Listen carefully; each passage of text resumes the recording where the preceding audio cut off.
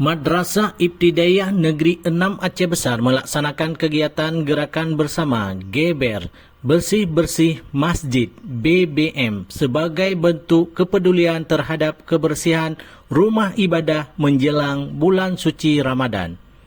Kegiatan ini berlangsung di Masjid At-Taqwa Lampupok, Kecamatan Indrapuri, Kabupaten Aceh Besar pada Senin 16 Februari 2026. Kegiatan Geber BBM tersebut dipimpin langsung Kepala Min 6 Aceh Besar Tiwil dan Nur SAG dan diikuti oleh seluruh aparatur sipil negara serta staf madrasah. Dengan penuh semangat kebersamaan, para peserta membersihkan areal dalam dan luar masjid mulai dari halaman, tempat wudhu hingga lingkungan sekitar masjid.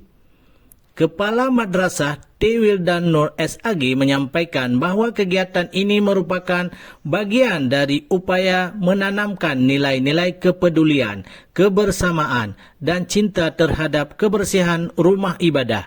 Ia berharap melalui kegiatan ini masjid dapat menjadi tempat ibadah yang bersih, nyaman dan khusyuk bagi masyarakat dalam menjalankan ibadah solat di bulan Ramadan.